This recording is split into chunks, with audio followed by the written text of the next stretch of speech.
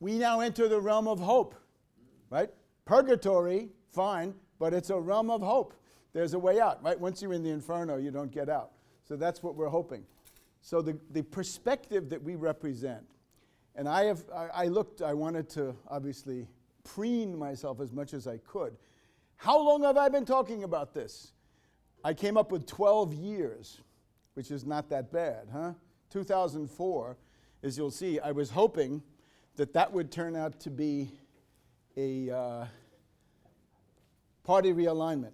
The only way to get out of this predicament that we have here in the United States is, in our view, the destruction of the Republican Party as an absolutely worthless and negative relic of barbarism, certainly. And then, when it comes to the Democratic Party, there are viable elements in it, but you've got to split it in order to make those viable. So that's what we're attempting to do. Now, these tasks, of course, are far beyond the ability of some individual or small group. But what we think is that we've identified a tendency in the real world which we ought then to catalyze. We invite you to join with us, right? We're here to recruit for the Tax Wall Street Party, okay? We're looking for cadre. We're looking for volunteers. The next 6 months are going to be the most important time of anybody's life in the need of stopping the Nazi Trump and pursuing the rest of these other tasks. But of course, it depends on the fact that we've identified something that's going on to some extent. What we need is more people who know what's going on. In other words, more people who know that the name of the game is not stopping this or that candidate. The name of the game is obviously to defeat Trump, but in the context of this party realignment. We want to tell you all about what that means. Now, this has always been our idea, right? That Samson bringing down the temple of the Philistines on their heads, and if you know any Republicans, man, are they Philistines, culturally, of course. The Koch brothers, yeah. Mayor Koch. Yeah. He's putting on airs, huh? They cover themselves with culture. Huh? They wish. I think they're covered with something else. I'm not going to say it. Huh? So, here he is, right? All of these wretched Philistines down here. He's bringing down the temple of the Philistines, and I think there's a dimension of that got lost. So Trump, he can be the wrecker. The party realignment. I'm going to tell you in a minute what a party realignment is in case it's not clear. But first of all, the extinction of the Republican Party as a national party. Fragments will, of course, remain. There will be fragments in the Deep South, in rural America, of Intermountain West. It'll be a party of bigots, of racists, of xenophobes, and all the rest, right? People who are culturally, I think, sincerely unfit for the 21st century. People who are sincerely bewildered by what they see, and they're very afraid. The split of the Democrats then into a pro-Wall Street faction of Clinton, Schumer, Pelosi, Durbin, and so forth, and we hope a New Deal, pro-labor, anti-Wall Street faction, which is today arrayed around Bernie Sanders. I'm afraid this is not a long-term leadership solution because of his age, because of his other qualities. But we want to join that, and quite frankly, we want to lead it because we have program, we have organization, we have a strategy. Now, if you want to be a scholar, you got to look at the essay by V.O. Key, a theory of critical elections, published in the Journal of Politics, 1955.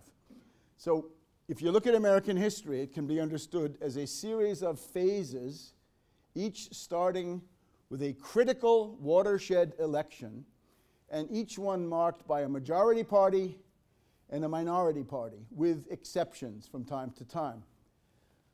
Among the phases, some of them are successful. The Lincoln Republicans, the New Deal, those were successful. Some were disastrous. The wrecking of the United States by Jackson, who needs to get his mug off any money and thrown into the underworld, and the terrible time that we've all had The 1968 to 2008 party system was a disaster. That's called the Republican Southern strategy. Okay? So some can be good, some can be bad. We're hoping for a good one. All right? There are also the moments when different parties disappear. Right? The Federalists died. The Knownothings died. The Whigs died. It's time for the Republicans to die in that sense. Decent burial. So those are your critical watershed elections. Jacksonian democracy, a disaster, slide into civil war. Lincoln, terrible tragedy, but a victory. 1896, sort of half and half. 1932, one of the most successful. 1968, a disaster. And 2008. And we're still trying to pull ourselves out of the previous phase with Obama, who has turned out to be a very uneven, shaky kind of guide. Now, there are plenty of symptoms of this. I shouldn't be telling you anything new. If you watch the news, you can see that the Republican Party has split. They give 2 responses to the State of the Union, 2 debates before Iowa. They have a constant flow of articles about the extinction of the Republican Party. We have these unprecedented attacks by Romney and the other traditional reactionaries on the fascist Trump. We have Never Trump, Stop Trump. And we have reports that 15% to 25% of the Republican base will not vote for Trump. The Republican Party is otherwise demographically doomed. They are anathema to all the major growing groups, be they the millennials, the blacks, the Hispanics, and so on down the line, to suburban women, to any person with a shred of decency, really, but that's a different story. So there's also an ideological crisis. Nobody cares about Republican ideology. That means Buckley and trickle-down economics and things like this. Now, Democratic Party, not quite as far advanced, but getting there. We have the tremendous acrimony between the Clintons and the Sanders people. We have the fact that there are, you can see the lines, pro-Wall Street, anti-Wall Street. One candidate attacks Wall Street all the time, the other candidate takes money from Wall Street. And we just had the Nevada convention. Oh my heavens. I speak as a veteran of the Chicago Convention, 1968, gassed at Michigan and Balbo. And I can tell you this was penny ante stuff with the Nevada State Convention. But the left libs are screaming, the controlled media are screaming about what went on, and there is something to it. We have a July convention coming up. Yeah, sure, absolutely, but that's what we're looking for. Now here we have your hometown picture newspaper reminding you that the Republican Party is a cadaver. And there it is, Republican Party, 1854 to 2016. We are gathered here to mourn the GOP. So it started with Fremont and Seward, New York State, and Lincoln, and now it is this thing, and this is good riddance. I'm sorry. Now look, this is very important for everyone, I would submit.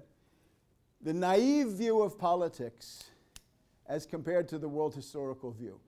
The naive view is fixated on individual personalities and fixated on the horse race among the individual personalities. This is a complete waste of time. And they do it on television to try to dupe you, because they show you sports events and they say, hey, choose sides. And the same thing in this case. But we want to introduce you to the idea not of rooting for one team or the other, but rather to re-engineering the entire playing field. You get it?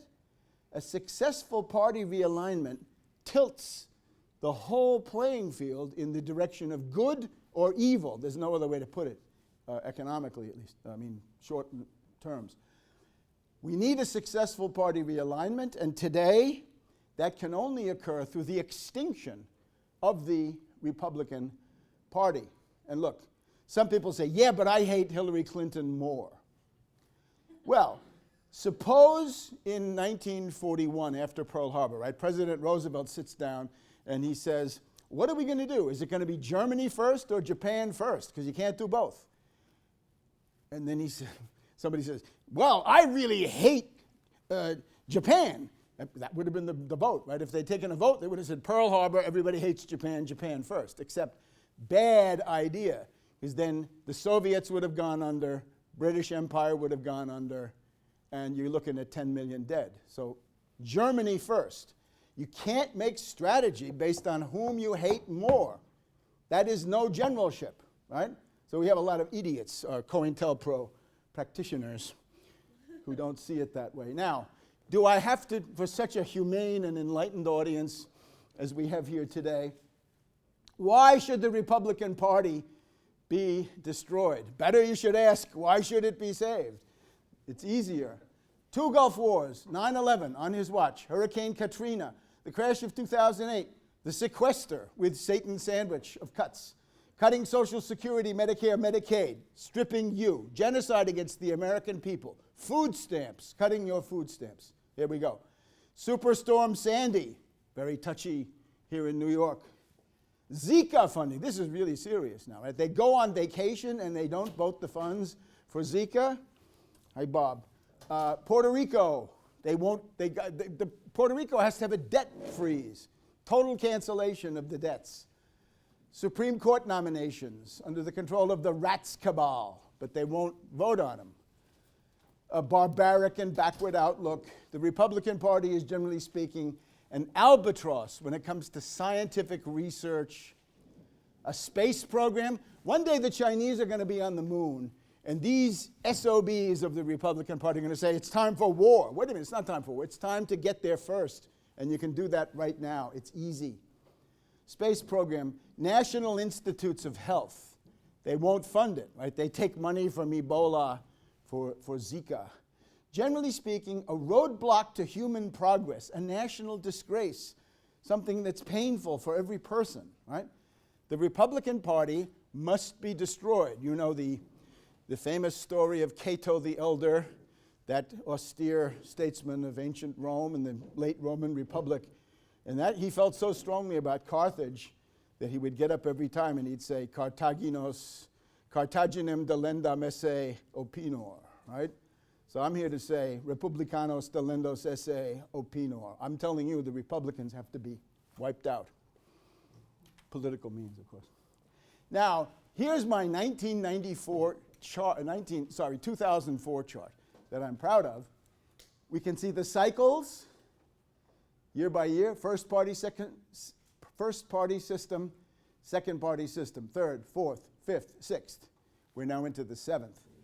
And what they are, right? So you've got a watershed election, dominant party, minority party, exceptions, there are exceptions, and comments. This is not a determinism, huh? It's a tendency. It's the way to tilt the playing field. It's not something that forces anybody to do anything. So you'll see you have the first system with the Jeffersonians against the Federalists. Secondly, the disaster of Jacksonian democracy, great way to have a civil war. The Union, finally, with Lincoln asserted. Then we get the Republican Party being more interested in gold than in other values.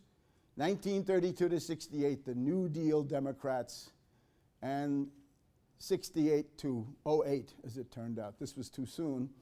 The Southern Strategy Republicans. So you'll notice there are these exceptions, right? For example, what the heck? Maybe Woodrow Wilson. How about that? He's a big, bad exception. A Republican time, but he gets to come in there after Theodore Roosevelt split the party. And here's where we are now. Now this is an alternative. See, I have two possibilities for 2008 to 2048 or thereabouts, right?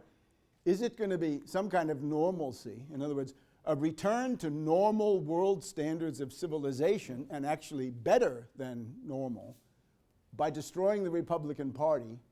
Or are you going to realign into fascism with Trump, the Nazi?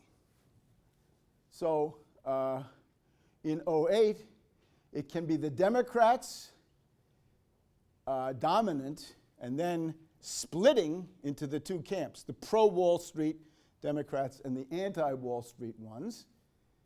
which would then lead to the extinction of the Republican Party by the next presidential election, or, bad alternative, Trump fascist Republicans win, Democrats are repressed by controlling the Senate, the House, the Supreme Court through the appointments, and the presidency. That's going to be a totalitarian dictatorship of Trump, leading to a Republican dictatorship post-2017. That's the bad scenario.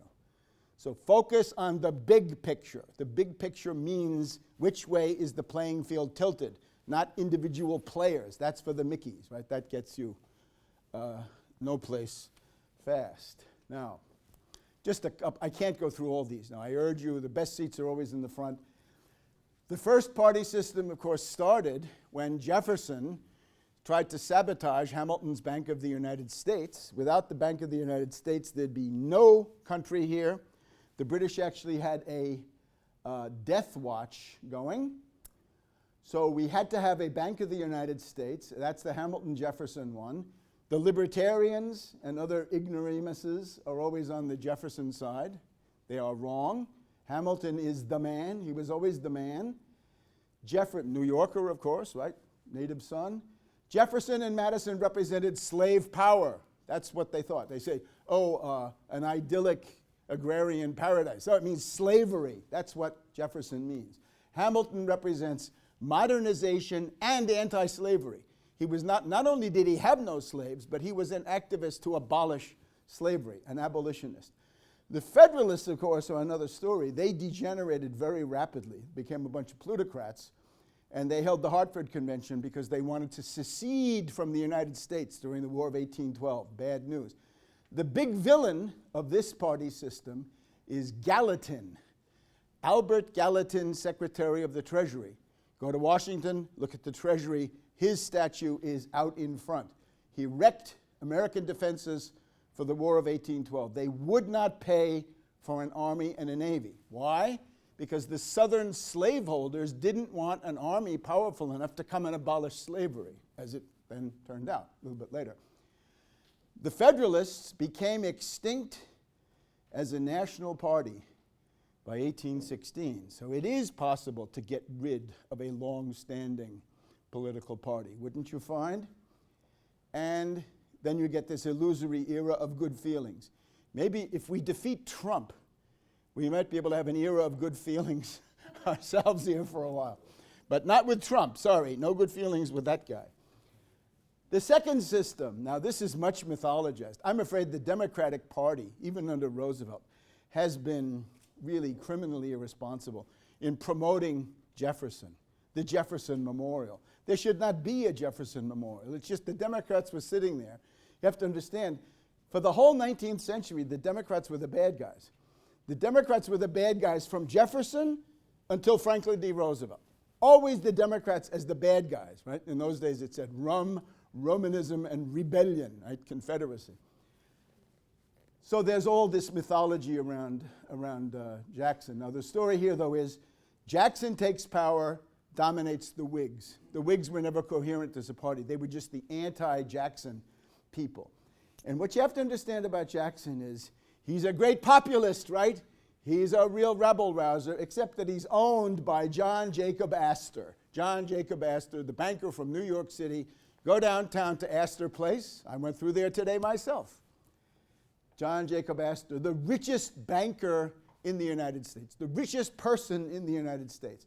And this is the big enemy story, is that John Jacob Astor doesn't like the Bank of the United States because he thinks it's a way for him not to get his business. So we have this kitchen cabinet, Van Buren. That was the New York City labor machine, the Albany Regency for Jackson. And this guy here, Tawney. Anybody know who that is? That's the guy who wrote the Dred Scott decision saying black people have no rights. Isn't that great? Look at that wonderful Jacksonian democracy. Now the exceptions here are the two Whig war heroes, Harrison and Zachary Taylor, but they went to pieces. The Whigs collapsed. the Whigs were fading, and they made a bid for Irish votes, Irish immigrant votes, and that blew up the party. Then came the Knownothings, who came and went. It's a 4-year period where the Knownothings, Samuel F.B. Morse, a very bad guy, so-called American Party, they come out of nowhere, they look like they're going to seize power, and then they're gone again. Guess what that might be? That might be Trump coming out of nowhere, a tremendous ascendancy, a big flash, and then gone. Okay? So the Republicans actually start in 54, but in terms of the presidency, it's this. Okay, this is now the third party system, 1860 to 1896. The Lincoln Republicans dominate the Copperhead and dough-faced Democrats. A dough-face was somebody like, Newt Gingrich, a northern man with sort of Confederate Southern principles. So Lincoln was finally able to implement the Hamilton-Clay American system with a protective tariff, infrastructure, and greenbacks as a controlled currency. That's a winning policy combination. That's what you need to have.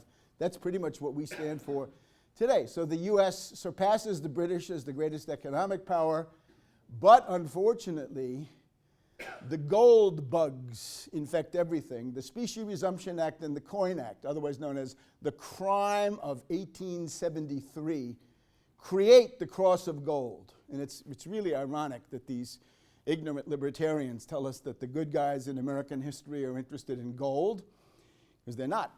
This was the whole big issue, was that the farmers were being looted by this gold power. The fourth system, this is the Wall Street Republicans now dominating the Tammany and Southern Democrats, U.S. economy controlled by trusts, cartels, monopolies. The exceptions are also bad. This is not such a great time. Grover Cleveland, governor of New York, Governor of New York, hated because he kowtowed to Wall Street. Kowtowed. He refused to do anything to save people when they were starving in the 1890s. And then we get Woodrow Wilson, Confederate governor of New Jersey, with the Federal Reserve System. So that's a whole party system. With, again, the Republicans tend to win, but there are these exceptions. In that same system, here are the Republican presidents. McKinley, not that bad. Theodore Roosevelt, very bad. Harding, bad. I think we've left out Taft. So we'd like to have Taft here. Taft was actually not that bad. Taft after Roosevelt. Yes, after, sorry. Okay. Now, the fifth. This, of course, is one of the very best, maybe the best. The New Deal Democrats. It means the New Deal Democrats tend to win elections. The Republicans are marginalized where they belong. So this is the most successful anyway. It defeats the Great Recession, the Great Depression at home. It defeats fascism, Nazism, militarism, holds off communism, the moonshot, all kinds of scientific progress, and so forth. Now let's look a little bit about the coalitions. We haven't been able to do that because it's not so meaningful. But the New Deal, what was it? Solid South. That's obviously a compromise, right? Because these are the Dixiecrats. Until about 1937, the Dixiecrats left Roosevelt after the beginning of the second term. Big city democratic machines, trade unions, black community, intellectuals. That was a winning national coalition. And Newt Gingrich is on record saying the purpose of his life is to smash the continuity of that national coalition. And of course, Roosevelt won landslide victories with high turnout, what Bernie talks about. But again, Bernie not exactly delivering on all of that, but doing the best he can, I suppose. Now here's the one that we've all lived through, or at least many of us. This is the Southern strategy. This, of course, is two things happening. Lyndon B. Johnson accepted the war in Vietnam. This was suicidal. And the Nixon Strom-Thurmond deal at the Miami Convention, 1968, the Republicans pledged to sabotage racial desegregation and the civil rights laws And they say to the Dixiecrats, don't be a Dixiecrat, come and be a Republican. And that's where they've been ever since. Another reason why this party must be destroyed. So it's a 40-year backlash against Martin Luther King and the civil rights movement. The guy who wrote this book, The Emerging Republican Majority, he's actually one of my many plagiarists. You know, he took all kinds of things from my book while insulting me. He said I was a paranoid, but he copied what I wrote. And then what's the composition here? Now, I couldn't resist putting in vindictive, but white men, Southerners, evangelical Christians, so-called, rural America, farmers, you know, South, intermountain West, married women. That's the ruling coalition. Right? So it meant the Republican candidate would start off with almost 150, 180 electoral votes and then compete after that. So this has been a very bad time. Labor in retreat, wars lost, cultural degradation, trade union movement reduced almost nothing.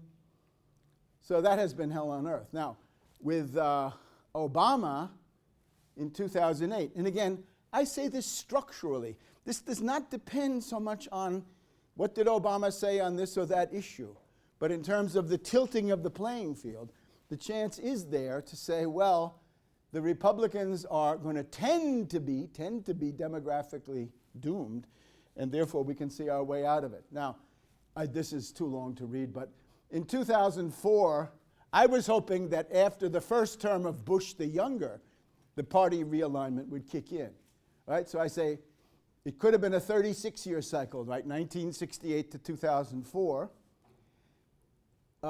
Most signs did point to a decisive defeat of the Bush Republicans, but the main wild card factor, which could abort the emerging progressive realignment, is pro-Bush vote fraud, made possible by CIA covert operations conducted through Diebold, and other electronic voting machines. And of course, we're joined by the eminent expert, Bob Petrakis, he's been fighting along this line for a long time. So this is where it really made a difference. There could have been a party realignment already in 2004, but you know that, you've seen the Lose with Cruz sign lately. There was one that said, Kerry sucks less, which I saw in Los Angeles. Okay, here we go. The wrecking ball. He comes in like a wrecking ball. If we play this right, he can destroy the Republican Party, right? And you can see what he's got on his mind. Now, the seventh party system. Here we go. The GOP has become extinct. The New Deal Democrats dominate the Wall Street Democrats. The Republican Party died of reactionary extremism, the fascism of Trump, hostility to blacks, Latinos, Muslims, Asian immigrants, young people, advocacy for the 1% and billionaires, right? So the collapse of the Republicans, followed by a Democratic schism, like the great schism of the Eastern and Western churches. Wall Street Democrats versus New Deal, anti-Wall Street Democrats. Now, that future is what you got to keep your eyes on, right? That's where you've got to get, and it obviously means a crushing defeat for Trump if we can do it. Now, today, we can see the structure of the Republican Party, and we don't want to describe it, we want to smash it. So this is sort of an activist analysis. Wall Street financiers and country club plutocrats make up the donor elite of the Republican Party. So the Koch brothers, Koch and Koch, Koch of New York, Koch of Kansas, the Mercer family, you know them? They paid for Cruz. Sheldon Adelson, we'll get to him in a minute. So look, that's one group, an elite group. Another elite group are the neocon warmongers. Sheldon Adelson, $100 million, wants war in the Middle East again. You think Trump is not going to be influenced by $100 million? He's going to be profoundly influenced. Now, as a result of the latest primaries, I've introduced a new concept here, the Archie bunkers. because the Archie Bunkers of New York, the Northeast, and coming up in New Jersey, right? These people are still backlashing against the Vietnam War and the hippies from 1968. So they're out of it, but there they are. The evangelicals, the bigots, the Elmer Gantrys, what can we say? And the stoners, the anti-state libertarians, the people who thought that Ron Paul would give them not only marijuana, but also heroin, because that's what he ran on. Now look, this is the internal problem of the Republicans. The Republican donor elite, the Kochs, the Mercers, the Edelsons, and the rest, they have certain issues. Their issues are called deregulation, union busting, no collective bargaining, deregulation twice, that's how they would do it, limit liability, right, torts, whatever, tax windfalls, inversions, $2 trillion. There are $2 trillion or $3 trillion in tax money stashed overseas. What does Trump want to do? He wants to reward those tax evaders to bring the money back. He says, I'll give you a tax break if you bring it back. You know what I would do? I would have a law that says if you don't bring it back next month, 50% is going to be collectible by the US Treasury. So get it back here fast. The shredding of the New Deal, of the Great Society, of the Obamacare, social insurance and other benefits, and indeed the Middle East war. So that's what the Republican elite wants. Now this is the subject of this book. What's the matter with Kansas? You know this? Yeah, okay. Now look, the crazed petty bourgeoisie is the base of Trump. Not blue-collar industrial workers, but the crazed petty bourgeoisie. These people are not bankers, but they're attached to bankers. If you're a stockbroker, a real estate broker, or an insurance broker, you're a petty bourgeois, but you're of the kind that's directly attached to finance capital. Perot, what did he have? Retired military, real estate brokers, and so forth. Tea Party, same thing. Trump, the same thing. Don't tell me that these are industrial workers, because they are not. Fireworkers. Huh? Fireworkers finance real estate insurance. Okay, or sometimes they're ex-workers. They're people who have given up on being a worker. So, and we can look into this. I got my slides a little bit out of order, but I'm hoping to save the day. Okay, here we go. Nate Silver of the 538 column, I think it's called. He shows that Trump's working class support is a myth. That the average household income, median household income, of a Trump voter in the primaries is $72,000 per family. This is based on estimates from exit polls and Census Bureau. This is more than the Hillary average, she's the lowest, and it's more than the Bernie average. So 44% of the Trump supporters have college degrees. Also not exactly what you've been told. 29% of American adults have college degrees, so he's well above it. The Kasich voters were the richest. We saw those Kasich voters, right? They're really, those guys are well-heeled. We saw them in the Washington suburbs. That's $91,000 median income. Cruz, $73,000. He's just about at the same level as Trump, and the national median household income, $56,000. Hillary and Sanders tied around $61,000. So these people, these Trump hypocrites, right, they're saying, oh, we're really hurting. It's terrible. We can't take it anymore. What do you mean? You're making $72,000 a year, right, compared to these other groups. So Reagan Democrats, I think this is a fraud. The Trump supporters are the typical crazed petty bourgeoisie that we saw with Trump, with Perot, and the Tea Party. Okay, now, a quote from the Times. This is worth reading. The basis of fascism, Italian or German Nazism, and these are more, there's just a kind of a continuum of intensity between them. The fascist middle class is the mass base of fascism and Nazism. It's well known. There's a book, The Nazi Voter. Okay, in Italy as in Germany, the sufferings of the middle classes drove them to revolt. This is a Trotskyist writer of the 1930s and 40s. The sufferings of the middle class drove them to revolt. and this was rather more suffering than we've seen here so far at least. The petty bourgeois is ordinarily of peaceful temperament. As long as his economic situation is endurable, or he has hope that it can be improved, the petty bourgeois is respectful of the established order and looks for the improvement of his condition through reforms. But when he must abandon all hope of improvement by legal and peaceful methods, what happens? When he perceives that the crisis from which he is suffering is not temporary, but is a crisis of the whole social system, or the system, and one that can be resolved only by a radical transformation of the system, then he easily enraged and ready to give himself over to the most extreme measure. So Daniel Guérin, Fascism and Big Capital. I know there are some bigots around who think that it's a bad book because the guy became a homosexual when he got very late in life. I can't understand what this is all about. So there he is. The idea, the petty bourgeois goes ape. And when a petty bourgeois goes ape, a middle-class person, they reach for their black shirt, their brown shirt, their jackboots, and the rest. And that's Trump. That's the Trump phenomenon. And the people say, oh, we're so surprised because you passed this tipping point in the mind of the petty bourgeois, and now they think this is possible. Now, we showed you just a minute ago, and I'm sorry these are a little bit out of line, we showed you what the GOP elite issues are, right? Union busting, deregulation, tax cuts for the rich, Middle East war.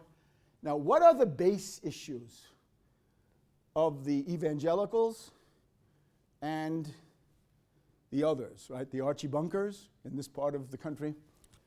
So what do they want? We call these wedge issues, we can also call them rube bait. In other words, if I'm Koch sitting in Manhattan, I can't just go out and say, vote for my candidate because he wants to take your Social Security away. You got to tell him he's going to stop abortions, he's going to make sure you keep your guns, you're going to have school prayer, you're going to end the war on Christmas, we're going to have no gay rights, no gay marriage, we're going to have strict controls on the bathrooms, right? The urinals. You know, the Roman Emperor Vespasian was the one who invented the pay toilet. You know this, right? Vespasian, look him up. As a matter of fact, in the Latin countries, the public toilet, generally for males, is called the Vespasiano, Vespasiano. And then when Vespasian got the money from the pay toilets, they said, don't you find that money objectionable somehow? And he said, pecunia non olet, money has no smell. Give me more money. So this is now, this is the biggest commotion about public toilets since Vespasian. So racism, oh, and you got to hate Obama.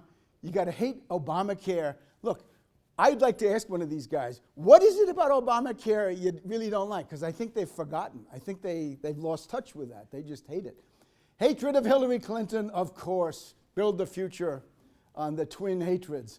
And, of course, the war on women. They want to have the war on women because this is their internal need. Here's the problem, though.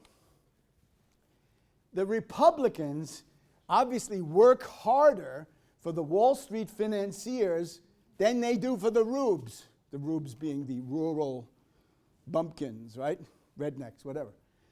The Republicans are working harder for Wall Street than they do for the rubes. So they neglect the rube bait issue. David Koch, sitting in his penthouse, supports gay rights. In other words, as a person living in Manhattan, he's for gay rights. What's he going to be? GOP billionaires do not care about the wedge issue concerns of the southern, rural, and Great Basin churchgoers. They don't care.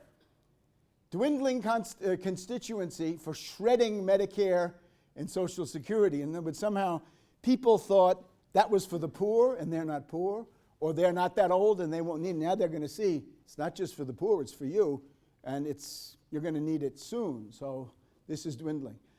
And, of course, the Republicans fundamentally neglect small business and cater to the banks. So this is their internal crisis, that they needed to put more work into pandering to the crazed petty bourgeois, but they didn't do it.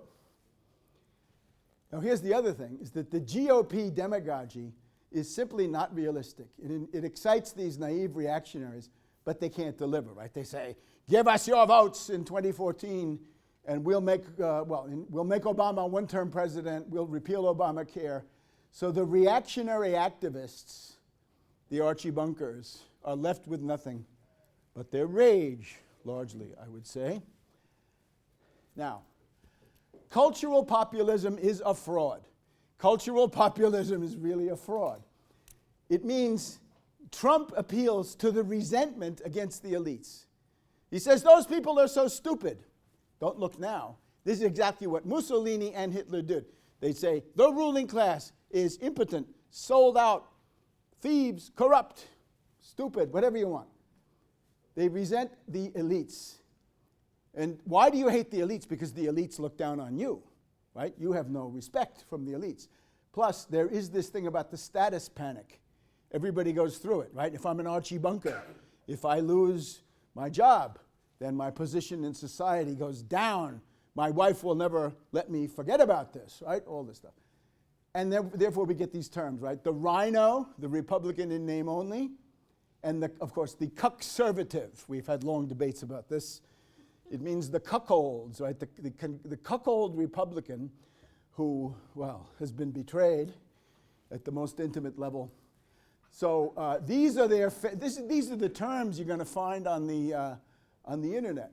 Now, there is also this appeal with Trump to ethnocultural or white supremacy. But they do it in funny ways. Like whatever state you go to, I guarantee you, they'll say, we're the Republican Party here in Indianapolis, and we represent Indiana values. What are Indiana values? Savage says, borders, language, culture. Yeah, what culture do you represent, right? And hamburgers? What is it? What do you represent? The guy's from Jamaica, okay? Just like Trump. Watch out for Jamaica. Do you know what I'm talking about? It's in Queens. What's the matter with you people? You don't know anything. The whole map of the world is in Queens. So you have Savage is from Jamaica High School, and Trump, of course, is from Jamaica Estates. You need to know that. The Jamaica fascist. Okay. Class-based thinking, Daniela Cherubini pointed out, the class-based thinking is not allowed. You got to think in ethnic categories or somehow ethnocultural, right? Like hippies or something. But we need class-based thinking. In other words, people, bankers, right? Fight bankers is what was well said. If you're not fighting bankers, you're spinning your wheels, you're cutting your throat. So this is all simple. This is similar to Hitler's ethnic solidarity, right? Can we say that Donald Trump is the Aryan candidate for president? It looks like a lot of blondes on that stage. I don't know. Is there something going on there? Identity politics, now this is for the leftists, they won't like this. Identity politics is cultural populism, but in reverse, as practiced by oppressed minorities. So you got to worry how many people from my ethno-cultural group are in the textbook. This is not what you should worry about. Rather, we recommend economic populism. Bring home the bacon. Serious improvements in the daily life of people. Cultural, material. This is a big word. Eudaimonic legitimation. Deliver the goods. Bring home the bacon. The governing system is justified by its ability to deliver the things we really need: full employment, rising standard of living, longer lifespan, more years of education, material and cultural progress, public health. This is what politics should be about, wouldn't you say? Because this is all rational. It's an appeal to reason. It's an appeal to enlightened self-interest. What more could we want? Greater economic equality is subsumed by all of that. If you've got a situation of general uplift, then you can pursue equality without redistribution of some kind that's going to get you a big backlash. Now, the Trump supporters have, as far as I can see, some legitimate economic beefs. They do. there has been a decline in the U.S. standard of living by 65%, about 2/3, from 1970 to 2010. Minus 2/3. I've got this in a book. Other people have proved it. We have had deindustrialization and the loss of millions of factory jobs. We've had the runaway shop, the foreign sweatshop. We've had the decimation of unions in this country. The minimum wage has withered to a pale shadow of its former self. And if you're in the lower middle class and you want to get your kid into college, there is precious little help being given in the way of the Pell Grants and all the things there used to be, right? There is no more National Defense Education Act. Not that counts for any of us. Now, the Republican ideology is in crisis. William F. Buckley had a reactionary synthesis. It really all comes from the goon squads of Henry Ford and this guy Bennett. Big business, the Chamber of Commerce, anti-worker ideology. That's what they've had. Supply side, trickle down. Oh, who's advising Trump on economics right now? Larry Kudlow. Larry Kudlow and Stephen Moore of the Wall Street Journal. Two reactionary supply-siders, okay? So all this stuff about Trump being different, it's a fraud. Tax cuts for the rich, free markets, free trade, limited government, it's all a fraud. Corporate welfare is what they should put. Now, a Trump presidency would represent a realignment not towards the singing tomorrows that I have tried to portray, which I think are completely realistic, but a realignment into fascism. I've always called it the permanent austerity dictatorship. Here's what you have to do. Limit the right to vote. You know how to do it. Make sure that there are not enough machines. Make sure that they're far away. Make sure that the hours are very short. Long lines. People give up. They go home. Wipe out unions. Easy. Trump wants to do it. Trump is an enemy of even of the Taft-Hartley Act. He wants to go beyond that to make every state a right-to-work state. And if you don't believe it, he practices it at his damn casinos in these dens of iniquity, right? Sodom and Gomorrah. He wants to prevent you from criticizing that by saying he wants to tighten or loosen the libel laws so that you will not be able to carry out the First Amendment, right? Your free speech will be taken away by the Nazi Trump. And you should take a look at Trump's Supreme Court list. We were talking about this before. This is a list of mini Scalias. They'll rubber stamp anything. The big Nazi judge was a guy called Freisler, right? The people who tried to kill Hitler were tried by this guy Freisler, and he condemned them all to death by piano wire. All right. They'll approve anything. He's also got some tricks in there. He's got a top Mormon, Lee. Judge Lee is on the list. His brother is a reactionary senator. So the top Mormon is on there.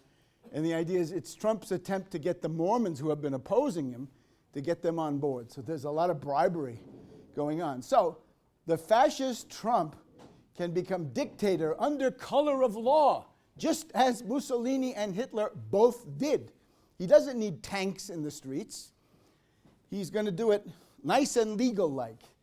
They used to say, oh, here we are, the 11 tyrants.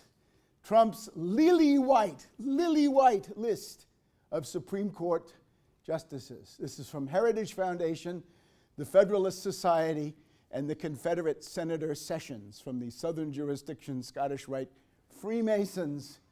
So here's a Santorum follower, Hardeman of Pennsylvania, and Mike Lee. Here we go. Thomas Lee, brother of Mike Lee. They're both implicated in the Mountain Meadows Massacre, if you know anything about that, another time maybe. Sykes of Wisconsin. Her husband was the anti-Trump radio host. So this is a way to calm her down and calm him down for the election. And Don Willett is supposedly some kind of a maker of sarcastic tweets. But these are all state judges. There's no Ivy League stuff here. This is just basic reactionary jurisprudence tending towards fascism, as we tried to point. Now, the Democratic fault lines are clear, but we need to get some more important issues. a 1% Wall Street sales tax to fund social insurance, an 11 million job Marshall Plan for the cities in rural America, right, what we talked about earlier today. We want to ban collateralized debt obligations and credit default swaps. We need to seize the Federal Reserve. Bernie never talks about the Federal Reserve. Why not already? Even Senator Warren talked about getting money, cheap credit from the Federal Reserve. So 6.5 trillion, 1% 100-year federal credit for infrastructure and education, same thing for production. So 30 million new productive jobs in general, 10 million in the entry-level pool, $15 minimum wage, 15% protective tariff. That's a winner. That's like Lincoln, right? Now Bernie has some of these, right? He talks about some kind of a sales tax, but then he's never explained it. He's never motivated it. He's never been pedagogical. And money in politics. Look, if you don't want money in politics, you got to prevent those guys from getting the money in the first place. Once they have the money, they can buy what they want. So there are too many billionaires with too much to give. Use the estate tax. I call it the oligarch tax. Capital gains, corporate income tax. Reduce the numbers and the resources of billionaires. Why do we have Trump? We shouldn't have him. How about this? A tax on super PACs. Tax money going through super PACs. And remove the money well before it can be used to buy elections. I think that's a lot more realistic than some of the stuff. And I'm sorry, we have actually with that come to the end of our presentation. So thank you for your kind attention. And do we have any time? No, but do we have time for questions? What time is it? How long? Yeah, you tell me. I'm trying to. Okay, so we have 10 minutes. So, Bob Petrakis again, fine activist. Question on the realignment, without the sort of race-based war on drugs and the specific targeting that's now being rediscussed, and the sort of permanent disenfranchisement of voters in Florida and the jail population, would there have been that realignment? Look, the realignment, one of the problems in studying this stuff is that you're living through it and it's slow. In other words, the perceived time of a lifetime is slow compared to these things that last 32, 36, or 40 years. There was some, as I said, I was hoping in 2004, and then when it arrived with Obama, it seemed to be so loaded with all the baggage that Obama had of Wall Street and the Trilateral Commission that there was a question about whether that was any realignment at all. But I think now in retrospect it was. In other words, that 2008 was a watershed election, and in retrospect that will become more obvious than it is now. So thanks to Obama, whatever else he did or didn't do, we made the transition now into a new phase. The Southern strategy no longer works. The demographic doom of the Republican Party is fairly easy to see. But again, we don't seem to have enough people who know this stuff and who want to push it and make it happen faster. Because it could have happened in 2004, I remain convinced, right?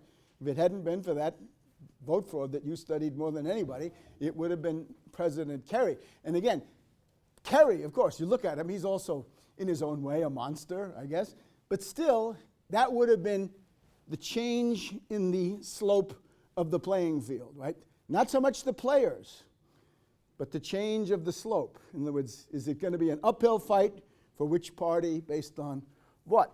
So I'm hoping now that we, again, call Trump a fascist. Call him a Nazi. Nothing else will do. If you don't call him a Nazi, you're lying.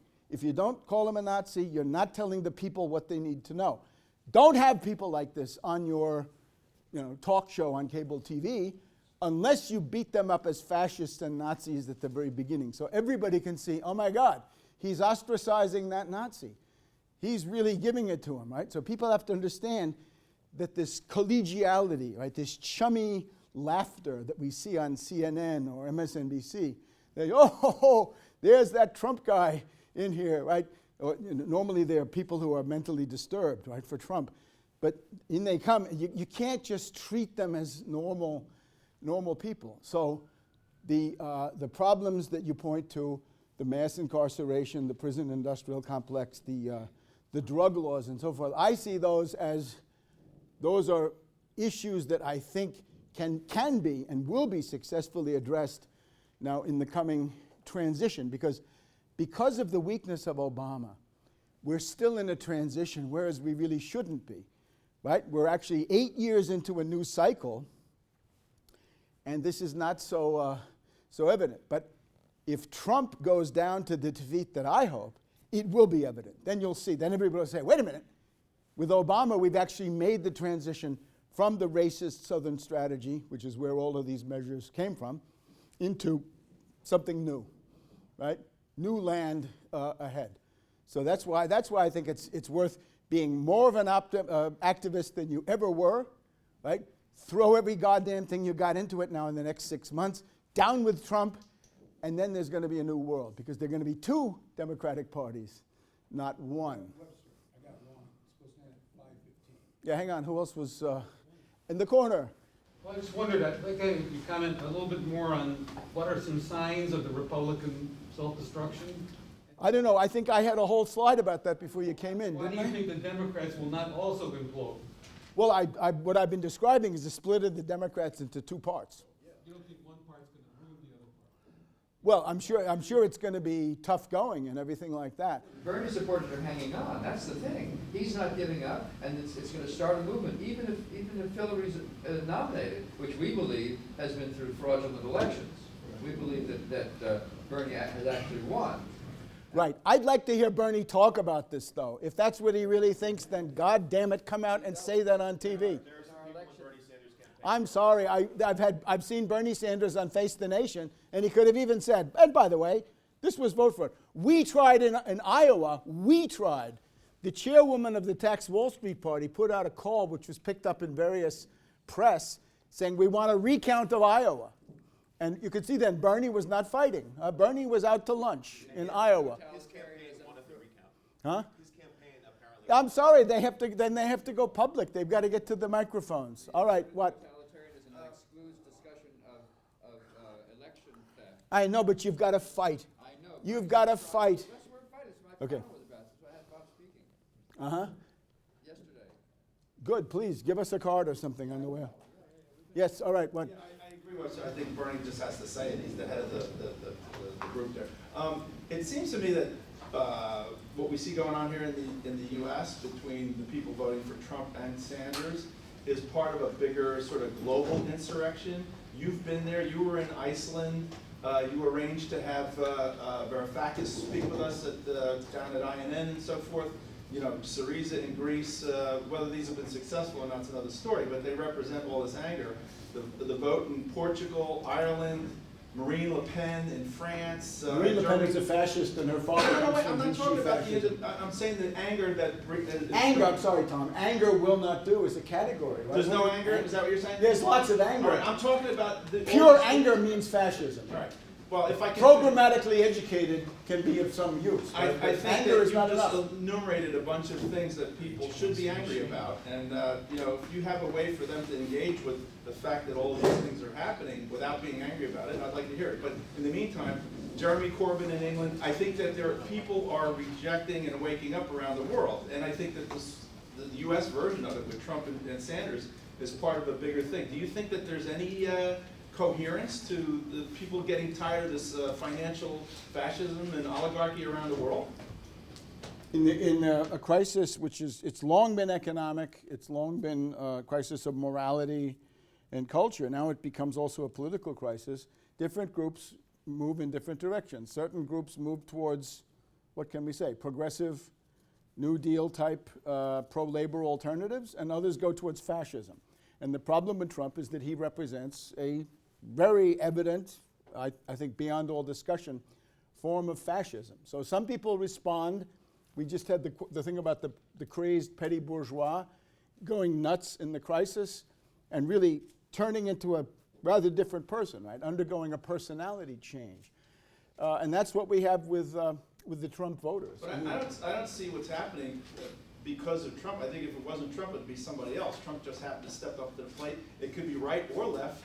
Marie Le Pen, Jeremy Corbyn, you know, the anger against neoliberal economics, is that not real? Or? I think the Italian proverb says you're making one fascio out of all the grass. Di ogni erba un fascio. And of course, the fascio means what it sounds like. So I don't think you can equate all. We could say all of these things were happening in the year of our Lord 2016, but I don't think that gets us anywhere. There's nothing that it has. Obviously, there's a severe crisis of civilization. Some groups wish to turn the clock back towards barbarism and savagery, and others, as we try to do, since we're aware of this choice, we try to lead towards some modicum of the preservation of civilization against the overweening power of fascist billionaires. Yeah, right? I wasn't talking about the choices. I was just on the underlying thing that's propelling all this. I thought in common they all have a rejection of neoliberal economics at this point and austerity. Yeah, but look, as the Arab Spring has shown us, don't throw away what you have unless you're rather certain that the alternative is going to be something better, because there are things that are worse than the status quo. Call the status quo what you want. Yeah. In other words, what is Trump is not an outsider. He's just a hometown billionaire from Manhattan who owns all these buildings. I'm talking about the underlying thing that's lifting Trump. Actually, I was going to say you sound rather like a Marxist. In other words, that there's an economic motor that's going to determine all these things. No, is it not true that in common around They the seem to world, be happening neoliberal simultaneously. economics is Neoliberal economics is very bad. There is no bigger opponent of neoliberal economics than I am. Is that what they're Trump's rebelling economics is worse than Is that neoliberal what they're rebelling economics. against We in just Greece? heard a very interesting lecture. Sorry you missed it. I just did 45 minutes on that. 45 minutes. The idea being that there are things worse than the existing order. And Trump represents the medium to bring humanity into the jaws of these Well, I submit to you billionaires that it's at a lower level. Look, are you a supporter of Trump? Do you support Trump? I am against Hillary at all costs. So you're willing to take Trump? Pardon me? You're open to Trump? I'm open. The election's not here yet. And this, of course, is the issue of fascism. So choose well when you choose. Well, let's see what happens. It's not going to be Hillary, I'll tell you You that. support Trump every week on your radio show. No, well, Supports Trump every week on the radio. no, So there we have it. Fascism and anti-fascism before your eyes. And it's a big issue.